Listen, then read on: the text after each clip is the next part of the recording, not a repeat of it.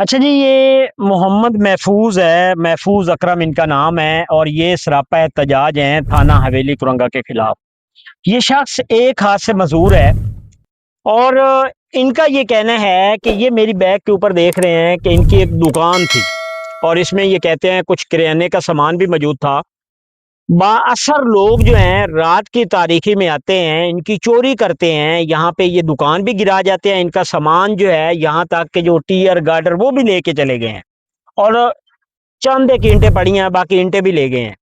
ان کا مقدمہ تھانہ حویلی کرنگا میں 282/26 تو درج ہو جاتا ہے، لیکن یہ آج بھی 8 تاریخ کا واقعہ ہے، اور اب بھی یہ تھانے چکر لگا رہے ہیں۔ ان کا کہنا ہے کہ پیسوں کے بغیر تھانہ حویلی کرنگا میں انصاف ملنا ناممکن ہے، اور دوسرا اگر کوئی بااثر لوگ ہیں یا کسی کی سفارش ہے تو وہ حویلی کرنگا میں ان کو انصاف مل سکتا ہے، لیکن انہیں انصاف نہیں مل رہا۔ اور ان کا یہ کہنا ہے کہ ہم نے جس بندے نے یہاں سے ہمارے سامان وغیرہ اور یہ مٹیریل اٹھایا ہے، ہم اس کو نامزد کرنا چاہتے ہیں، اور پولیس ہمیں اس بندے کو نامزد بھی نہیں کرتی۔ میرے ساتھ موجود بھی ہیں، آپ کیا کہیں گے؟ سر میں موجود وہاں پر سامان بھی پڑا ہے، اس لیے وہاں ایس ایچ او صاحب کو بھی ملے ہیں، تشویشی صاحب کو بھی ملے ہیں، بھائی موقع پہ سامان پڑا ہے برآمد کرو۔ وہ برآمد بھی نہیں کرتے، وہ کہتے ہیں ڈی ایس پی سے مار کراؤ، پھر اس کے بعد برآمد کریں گے۔ پہلے اس آدمی کو نامزد کرو، ڈی ایس پی صاحب نامزد کریں گے، اس کے بعد یہ ہوگا۔ تو آپ کتنی مرتبہ تھانے میں گئے ہیں؟ تقریباً 4-5 مرتبہ تھانے جا چکے ہیں۔ وہ کہتے ہیں نامزد وہ نہیں کہتے ہیں نامزد نہیں ہم ایسے کر سکتے، قانون بھی نہیں ہے ایسے۔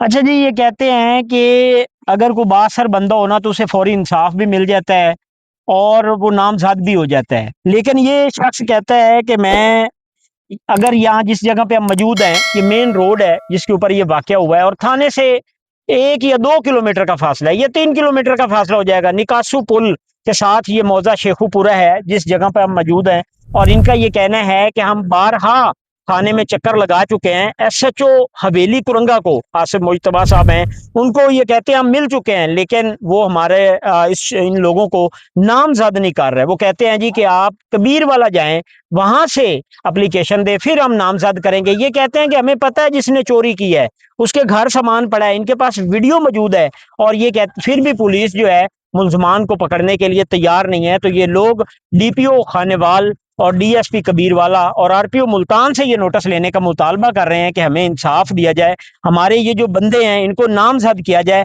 اور یہ شخص معذور ہے، اور اپنی چھوٹی چھوٹی اس کی 4 بیٹیاں ہیں جن کی یہ کفالت، 5 بیٹیاں ان کی جن کی یہ کفالت کرتا ہے۔ پہلے اس جگہ پہ سیلاب آیا تھا اور ہم نے دیکھا کہ یہاں پہ اتنا پانی تھا، لوگوں کے گھر بار ہر چیز تباہ ہو چکی تھی۔ اب لوگ کچھ تھوڑے سے اٹھ رہے تھے، لیکن اب ان کا یہ کہنا ہے کہ ایسے بااثر لوگ جو ہیں وہ ہمارا سامان بھی لے گئے ہیں، اینٹیں بھی لے گئے ہیں، ٹیئر گارڈر بھی لے گئے ہیں، اس کے اندر جو انہوں نے سہارا بنایا ہوا تھا روزگار کا وہ بھی لے کے چلے گئے ہیں۔ تو انہوں نے ڈی پی او خانیوال سے نوٹس لینے کا مطالبہ کیا ہے۔